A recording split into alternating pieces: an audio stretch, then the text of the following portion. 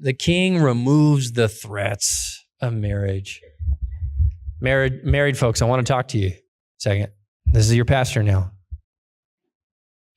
You have got to get vigilant against the things that are trying to tear your relationship apart. And don't lie to me like you don't know what they are. Sometimes the things that tear your relationship apart are the things that entertain you. That's why you keep them around. Until you can get vigilant. You see, God is vigilant about your marriage. God fights for your marriage. It's like when we're trying to run away from Jesus and we're trying to live in our shame and our pity parties of, oh God, you can't use me, and oh God, I'll never be enough, and oh God, I'm not good enough, and oh God, I can never do anything. All those pity parties, Jesus says, I didn't ask you to be perfect. I asked you to follow me.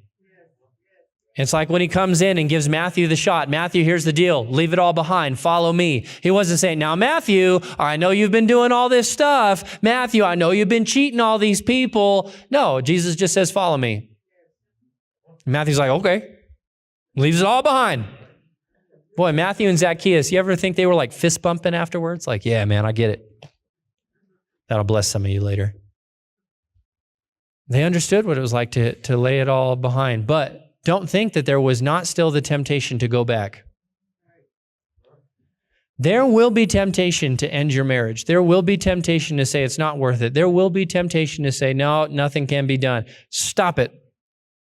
Get vigilant. God fights for your marriage.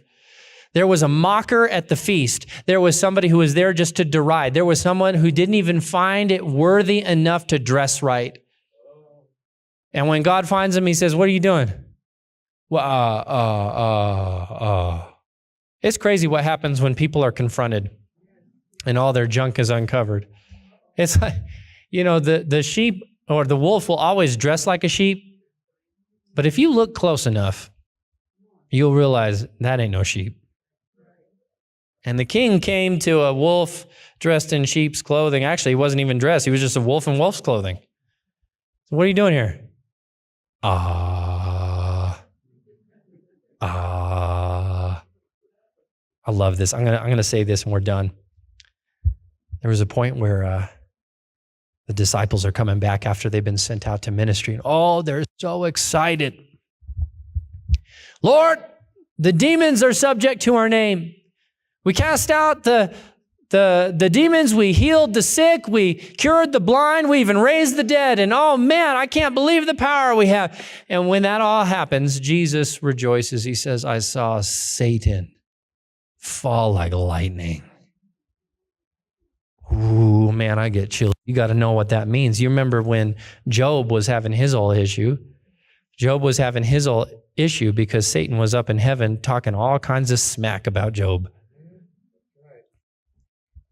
And so the enemy was always just throwing, oh man, Job, he's not with you for the right reason. I know how Job is. And there's a whole thing. And Job had to suffer because of the whole thing.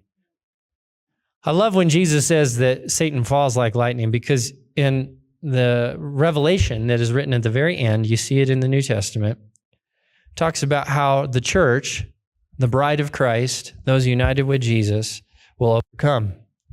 They will overcome by the blood of the Lamb and the word of their testimony. And it means that Satan, in all of his accusation, because he accuses the brothers day and night, he has been cast down. And when God finally confronts him, what are you doing? Why are you trying to work against this wedding feast? He's speechless. I want you to know that when it comes to what God has done for you, the enemy can't say a word about you. He might try and bring up all that other stuff, but when God confronts him, he's going to have to say, And so if that's the truth, guard your marriage. Because the king removes threats, you remove threats.